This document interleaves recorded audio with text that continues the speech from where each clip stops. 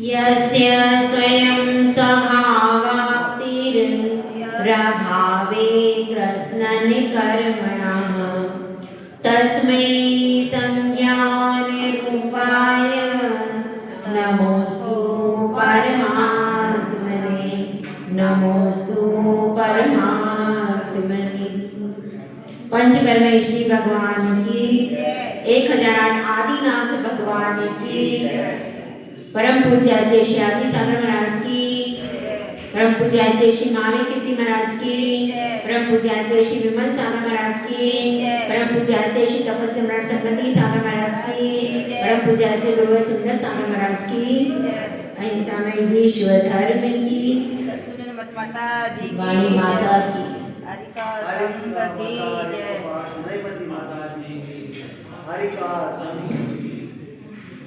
हम सब यहाँ आचार्य पूज्य पाद स्वामी ग्रंथ इष्टोपदेश ग्रंथ का स्वाध्याय स्वाध्याय एक साधु दो प्रकार के करता है। एक तो वह स्वाध्याय है जो वो स्वयं मौन पूर्वक पढ़ता है और एक वह स्वाध्याय है जो कि वह समूह में संघ के साथ अथवा श्रावकों के साथ करता है। तो जो श्रावकों के साथ करता है वह भी स्वाध्याय की ही श्रेणी में आता है। इस तरह का स्वाध्याय का लाभ श्रावकों को भी मिलता है और संघ को भी मिलता है। दो प्रकार से इसका लाभ मिलता है। तो अब वह शिष्य जिसने शुरुआत की थी गुरु से पूछा था कि गुरुदेव परमात्मा कहीं दिखता नहीं है, परमात्मा मुझे बनना है, कैसे बनूं? और गुरुदेव ने आज तक उसको परमात्मा कैसे बना जाता है उसी की विधि को सिखाया है। अब वह विरक्त चित्त हो गया। कल उसने समझा था कि यह संसार पूरा इंद्रजाल के समान है। यहाँ पर तो जादू का खेल हो रहा है।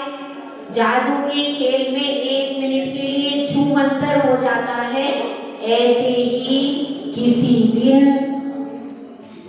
क्या होगा, यह सारे इंद्रियों के विषय भोग, ये कामिनी, ये घर, ये बात, ये भी एक दिन छू मंतर हो जाएगा और हम बैठे रह जाएंगे।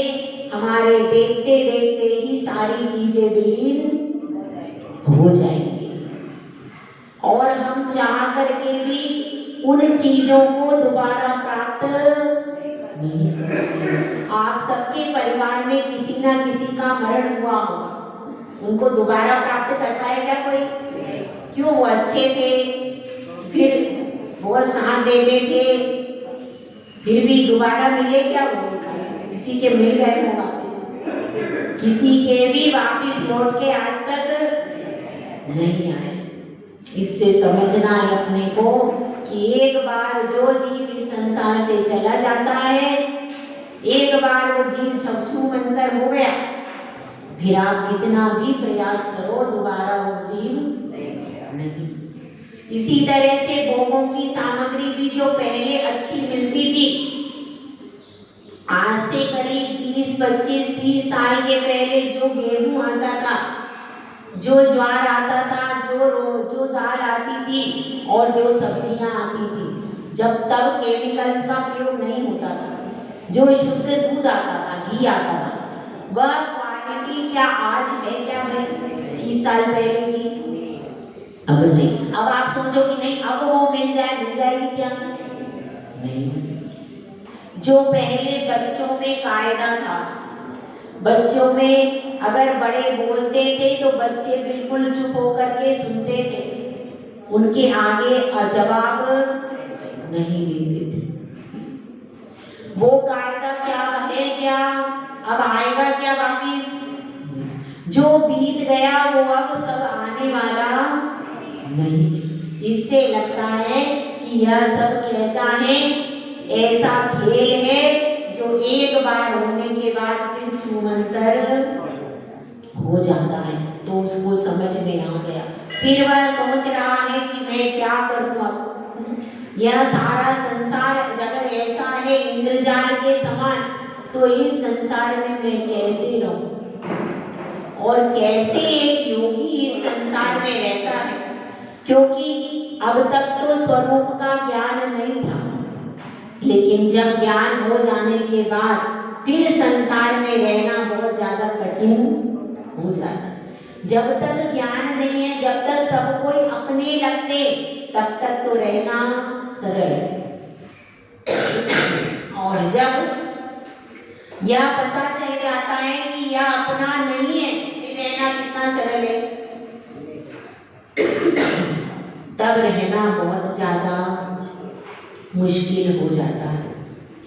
तो इसलिए वह शिष्य बार बार पूछ रहा है कि हे गुरुदेव, अब मुझे वैराग्य हो गया है, अब ये बताइए कैसे प्रवृत्ति करूं और जो संसार के स्वरूप को जान करके जीव रहते उनकी प्रवृत्ति कैसी होती है। तो गुरुदेव आगे की कारिका में बता रहे हैं। देखिए कारिका निकालिए 40 नंबर की। इच्छन्ते कांत संवासम निर्जनम जनितादरा निज कार्यवशात् किंचित् दुत्वा विस्मृति द्रुतम्। इसमें देखिए किस प्रकार से आचार्य परमेश जी समझा रहे। इच्छन्ते कांत, यहाँ पर शब्द है इच्छति।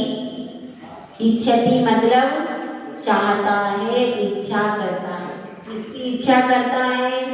एकांत संवास, एकांत रूप से जो क्या है संवास यानी रहना, एकांत में रहने की इच्छा करता है। क्यों करता है? क्योंकि संसार में कितना ही मैं प्रेम बांट लूंगा, कितना ही अपनापन बांट लूंगा, लेकिन संसार फिर भी छूटेगा ही। इसलिए वह किसकी इच्छा करता है? एकांत की इच्छा। और निर्जनम, जहां पर कोई भी व्यक्तियों का कोलाहल आदि नहीं, जहां पर कोई निर्जन प्रदेश है, वहां पर रहने के लिए तैयार हो जाता है। क्योंकि निर्जन स्थान पर कोई रहना चाहता है? नहीं रहना चाहता। एकांत स्थान पर कोई रहना चाहता है?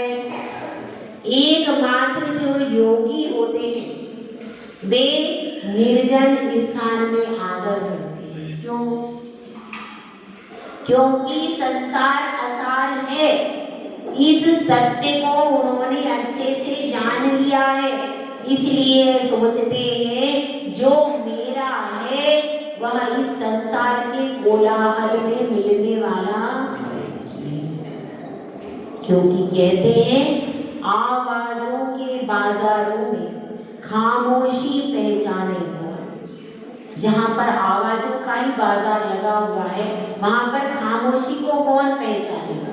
और मुंह की बात सुने हर कोई, चेतन बात को जाने कोई।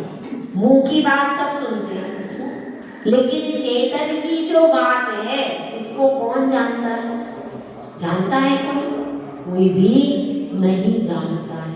इसलिए वह व्यक्ति कहाँ जाना चाहता है कि ये संसार तो मेरे साथ जाएगा नहीं, मेरा होगा नहीं, लेकिन मेरी जो आत्मा है वह मेरी है, मेरी होगी और अनादिकाल से मेरी ही है। तो उसके प्रति लगन लगाने के लिए व्यक्ति एकांत का चुनाव करता है। एकांत में जाता है जहां पर कोई भी जन नहीं है, कोलाहल नहीं। वहां पर वो किससे बातें करता है? किससे करता है? अपनी आत्मा से बातें करता है। हम जब कोलाहल में रहते हैं तो अपनी आत्मा से बातें लेकिन जब अकेले में एकांत में बैठते हैं तो अंदर से आवाज आनी प्रारंभ हो जाती है। अपनी आत्मा फिर हमसे कहती है क्या अच्छा है क्या बुरा है। यह सब कब कहेगी? जब हम अकेले में होंगे, क्योंकि बाहर में रहेंगे तो बाहर की आवाज को कान सुनेंगे, अंदर की आवाज को सुनने के लिए बाहर के द्वारों की आवश्यकता नहीं है। वह आवाज बिना बाहर के द्वारों के भी सुनाई देती है, उसका अनुभव होता है।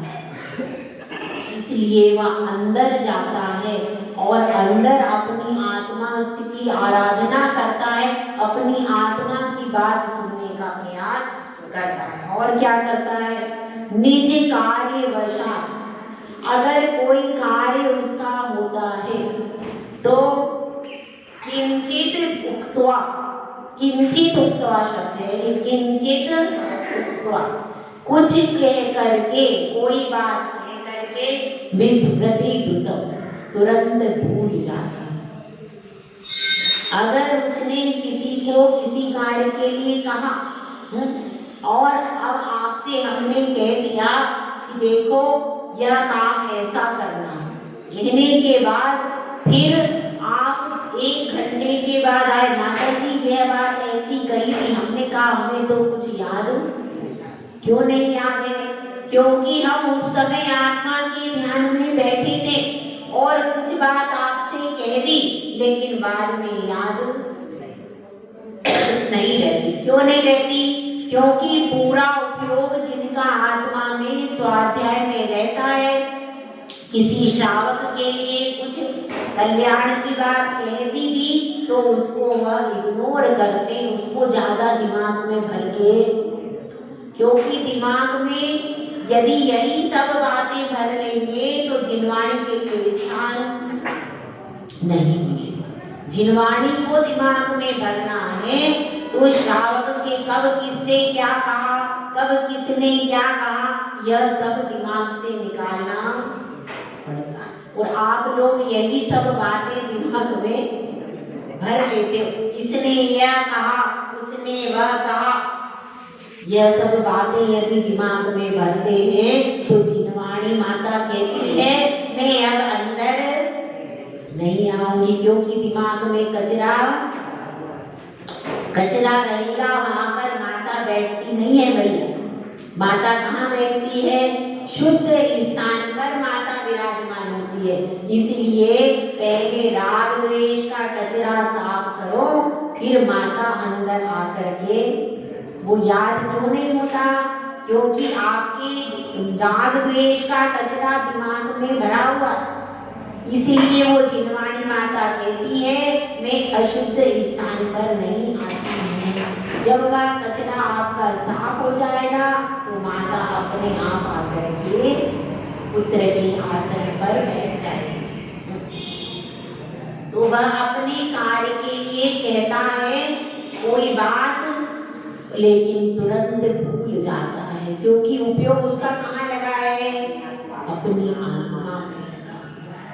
व्यवस्थित रूप से उसको अपनी आत्मा की सारी बात याद है, जिनवाणी की पूरी बात याद है, लेकिन किस श्रावक ने किस समय पर कैसा कहा था यह सब याद नहीं। तो ये सब याद नहीं रहता, लेकिन उसके आत्मा का उपयोग जो है, ध्यान है, वह कैसा चल रहा है? वह अमरनिश चालू है। इसलिए क्योंकि एक बार में एक ही जगह उपयोग को लगा सकते, यदि आप चाहो तो उस उपयोग को कहाँ लगा लो? आत्मा में लगा लो, जिनवाणी में लगा। और आप चाहो तो फिर इसने कल इस माता ने ऐसा कहा था, इन भैया ने ऐसा कहा था, इन भैया से ये कहना है, यह सब बातें दिमाग में भर के रखेंगे तो जिनवाणी याद नहीं। इसलिए वह जो साधु है और ऐसे व्यक्ति जो है वे क्या करते हैं? व्यर्थ की बातें सारी दिमाग से डिलीट कर देते। मोबाइल में आप क्या करते हैं? मोबाइल में जब जब मेमोरी फुल हो जाती है वो हैंग हो जाती है। हम लोगों की रोज आपके लोग हैंग हो जाते हैं, उसमें मेमोरी ज्यादा भर ली, बहुत सारा स्टोरेज हो गया, तुरंत क्या करते रहते हैं, डिलीट करते रहते हैं। इसी प्रकार से अपने दिमाग में से भी हमको रोज व्यर्थ की बातों को डिलीट करना पड़ता है। यदि व्यर्थ की बातों को डिलीट नहीं करते हैं तो हमारा जीवन हैंग हो जाता होता है कि नहीं। फिर हम राग द्वेष में आर्त क्रोध ध्यान में गहरे डर जाते हैं, बीमार हो जाते हैं। तो यहाँ पर यही समझा रहे हैं कि हे भव्य जी क्या करो, एकांत स्थान पर भी बैठने का थोड़ा अभ्यास करो। क्यों कर लो कि जब ये व्यक्ति तुम्हारे नहीं है और ये छूटेंगे ही, जिसको एकांत स्थान से भय लगता है वह कभी आत्मा की साधना, जिसने कभी एकांत में बैठकर जाप नहीं की, स्वाध्याय नहीं किया, कभी चिंतन अपना नहीं किया, वह फिर परमात्मा बन सकता है क्या? नहीं बन, क्योंकि अभी तो आप अकेले यहाँ घर में बैठ रहे हो, कमरे में बैठ रहे हो। मुनिराज अकेले कहाँ बैठते हैं? मुनिराज बैठते हैं निर्जन वन में। निर्जन वन में अभी मुनिराज चतुर्थ काल के विदेह क्षेत्र में कहाँ बैठे होंगे भैया? जंगल में बैठे होंगे। और कहाँ पर बैठे होंगे? सर्दी के अगर दिन वहां पर होंगे तो बैठे होंगे कहाँ पर? नदी के किनारे। नदी के किनारे बैठे होंगे। वो आता है ना तरुतल वर्षा की झड़ियों में। और बरसात में कहाँ बैठते हैं? वृक्ष मूल का योग धारण करके वहां पर वृक्ष के नीचे बैठते, अकेले ही बैठते, साथ में और भी कोई बैठते, अकेले। उसके बाद जब मई जून का महीना आएगा तो कहाँ बैठेंगे? पर्वत के ऊपर और सूरज की ओर मुख करके ध्यान करेंगे, आतापन का योग करेंगे। जिसका अभी ही कमरे में भी आप अकेले नहीं बैठ पा रहे हो तो बाद में मुनि बनोगे तो वहां कैसे बैठोगे? सही है कि नहीं? वह पहले से ही घर में रह करके जिसको एकांत का अभ्यास हो गया है वही बाद में निर्ग्रंथ मुद्रा धारण करके वन में रह पाएगा। और जिसको कभी भी एकांत में बैठने का अभ्यास नहीं है वो बाद में कैसे साधना करेगा? कर लेगा? क्यों नहीं कर पाएगा? क्योंकि उसका अभ्यास ही नहीं। और मुनि बनने का तो जब तक आप एकांत में नहीं बैठोगे तब तक परमात्मा बन सकते क्या? नहीं। अनंत भगवान जब केवल ज्ञान प्राप्त करने से पहले साधना करते हैं मुनिराज उपसम श्रेणी शपथ श्रेणी में, तब अकेले ही साधना करनी पड़ती है कि नहीं?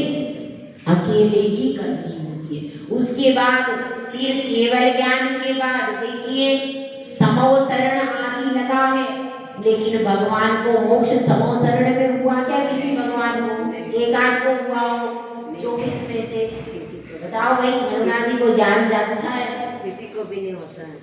समो शरण में यहाँ पर बहिरंग लक्ष्मी रहती है, इसलिए वहां पर केवल ज्ञान के बाद क्या नहीं होता है? मोक्ष नहीं होता है। सारी समो शरण रूपी विभूति का भगवान त्याग कर देते, सारे परिकर का भी त्याग कर देते। जो वहां पर मुनि आरिका श्रावक शारिका बैठे वो परिकर का भी वो पूरा त्याग कर देते। अब उनका न कोई शिष्य है न वे किसी के गुरु हैं, वे अब सारे संबंध को छोड़ देते, सब कुछ त्याग करके भगवान वृक्ष के नीचे जाकर शिला पर बैठ जाते। ठीक है? क्यों? क्योंकि एकांत से ही सारे कार्यों की सिद्धि होगी भाई, होगी कि नहीं? आपका बच्चा जो होता है वह बच्चा भी यदि पढ़ाई कर रहा हो तो आप उसको कहते हो जाओ भाई अलग कमरे में बैठो, सबके बीच में बैठ के पढ़ाई नहीं करो, कहते कि नहीं कहते। अलग बैठ के पढ़ो, क्योंकि तुम सबके बीच में बैठ करके पढ़ोगे तो कोलाहल में तुम्हारी पढ़ाई नहीं होगी। इसलिए एकांत में बैठ करके जल्दी याद हो जाता है, जल्दी समझ में आता है। और आप कोलाहल में 3 घंटे से परेशान हो रहे, एकांत में बैठे 10 मिनट में याद हो गया। और 3 घंटे 4 घंटे बैठे रहो तो उसमें याद, क्योंकि उपयोग डाइवर्ट हो जाता है। इसीलिए हर कार्य के लिए एकांत में हर कार्य अच्छा और सक्सेस हो जाता है, और कोलाहल में कोई भी कार्य सफल नहीं होता। तो इसी बात को यहाँ पर आचार्य परमेश जी समझा रहे हैं। क्या समझा रहे हैं? कि एकांत में बैठने का अभ्यास करो। भले ही आप 5 मिनट बैठो, 5 मिनट बैठो, लेकिन कम से कम 5 मिनट बैठकर अपनी आत्मा के बारे में चिंतन करो। क्या चिंतन करो? मैं कौन हूँ, इतना ही चिंतन करो। क्या सूत्र है? मैं कौन। तो मैं कौन हूँ तो आवाज आएगी, मैं अपना नाम, मेरा नाम यह है, लेकिन आपका वो नाम है क्या? नहीं, आपका वो नाम नहीं। यह मेरे कपड़े, तो आपका कुछ भी घर नहीं। घर का मालिक मैं, तो वो भी आपका एड्रेस सही नहीं। फिर अंदर से आत्मा की आवाज आएगी, मैं एक आत्मा, और उसके आगे कोई सवाल नहीं आएगा। तो कम से कम एक क्षण के लिए महसूस करो कि मैं एक आत्मा। और दूसरा सवाल, मुझे कहाँ जाना है? 2 सवाल है। पहला क्या है? मैं कौन हूँ। दूसरा क्या है? मुझे कहाँ जाना है। अब अपना अपना डिसाइड करना भैया, कहाँ जाना है। ये पर्याय तो छूटने वाली, किसी को 30 साल, किसी को 40 साल, उसके बाद ये सब यहीं के यहीं धरा लिया जाएगा, कुछ भी लेकर नहीं जाना है। तो फिर अब आपको इस पर्याय से कहाँ जाना है, ये डिसीजन किसका है? आपका स्वयं। यदि आप संयम धारण कर लेते हो तो आपका रिजर्वेशन हो जाएगा। कहाँ हो जाएगा? स्वर्ग, वैमानिक देव। और यदि आप सम्यक दर्शन भी प्राप्त कर लेते हो तो भी आपका रिजर्वेशन वैमानिक देवों में हो जाएगा। और यदि आप सम्यक दर्शन भी प्राप्त नहीं कर पाए और संयम भी नहीं ले पाए और समाधि मरण भी नहीं कर पाए, तो आपका रिजर्वेशन फिर कुछ नहीं होगा। फिर चारों गतियों में चक्कर में घूमते रहो। इसलिए सबसे पहले क्या करना पड़ेगा? सम्यक दर्शन तो प्राप्त करना ही है, और मिथ्या अनायतनों में, दर्शनीय स्थलों में घूमना फिरना बंद कर दो भाई। बहुत समय निकल गया घूमते घूमते। मिथ्या अनायतनों में जाने की अब कोई जरूरत क्यों? व्यर्थ में दोष लगाना, दोष तो लगता ही है, तो क्यों लगाना? तो इसलिए मिथ्या अनायतनों में जाने का त्याग कर सकते हैं। कम से कम जिनकी 60 साल 70 साल की उम्र हो गई, उनको तो त्याग कर ही देना चाहिए। आपका त्याग है ना जी? है त्याग। कई दर्शनीय स्थल में पहले गए थे माता जी, अब नहीं जाना। कम से कम जिनकी 60 साल की उम्र हो गई है, उन सब महिलाओं को मिथ्या अनायतनों में जाने का त्याग करना चाहिए। महिलाओं को भी और पुरुषों को भी। कोई भी मिथ्या, अब क्या देखना बचा है? क्या उसमें देखने का है?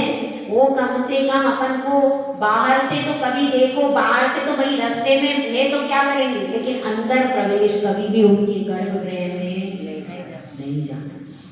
जिन लोगों की जिम्मेदारियां पूरी हो चुकी हैं, जिनके पोता पोती हो चुके, उनको तो कम से कम अब पूरा त्याग कर देना चाहिए कि हम मिथ्या अनायतन में अंदर प्रवेश कभी भी नहीं करेंगे। पहली चीज। दूसरी चीज क्या है? दूसरी चीज यह है कि फिर कुछ ना कुछ अंशों में संयम धारण करो। अष्ट मूल गुण का पालन करो। मद्य मांस मधु का त्याग और 5 अणुव्रत, इतना पालन करना चाहिए। उसके बाद अंतिम क्या है तीसरे नंबर पर, समाधि मरण। ये तीन चीजें हैं, तीनों साथ से शुरू होती हैं। पहला सम्यक दर्शन, दूसरा संयम और तीसरा समाधि। ये तीन चीजों का आप ध्यान रख लो तो आपके जीवन में ऊर्ध्वगमन की शुरुआत हो जाएगी।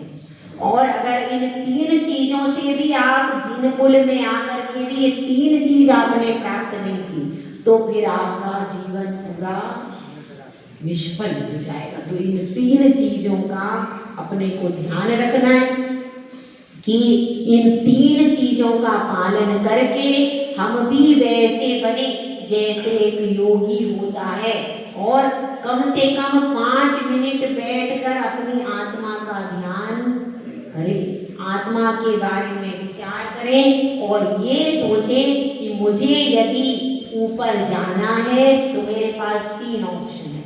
या तो मैं अपना सम्यक दर्शन दृढ़ता से पालूं, 25 दोषों से रहित, पहला ऑप्शन। दूसरा क्या है, सम्यक और भी उत्कृष्ट चाहिए, उत्कृष्ट ऊपर जाना है तो क्या करना पड़ेगा, सम्यक दर्शन प्लस संयम। 2 प्रतिमा के व्रत कम से कम आप ले सकते हो घर में रहकर, तो वो प्रतिमा के व्रत लो। उसके बाद क्या है, उसके बाद गुरु के पास में जाकर समाधि मरण करो अंत समय। तो ये 3 काम यदि आपने कर लिए तो आपकी दुर्गतियों से हमेशा के लिए छुटकारा हो जाएगा और अपना जीवन धन्य बन जाएगा। तो ऐसा पुरुषार्थ कम से कम भावना तो भा ही सकते हैं, भावना भा ही सकते हैं प्रतिदिन अपन कि भगवान हमारा सुगति गमन हो, समाधि मरण हो और जिनेन्द्र भगवान के गुणों की संपत्ति हमको प्राप्त हो। तो ऐसी भावना रोज पाएंगे तो एक ना एक दिन, और पुरुषार्थ भी करते रहिए अपनी सामर्थ्य के अनुसार, तो एक ना एक दिन हम अपने परम पद को पालेंगे। जय बुढ़ा, जय सुंदर सागर महाराज।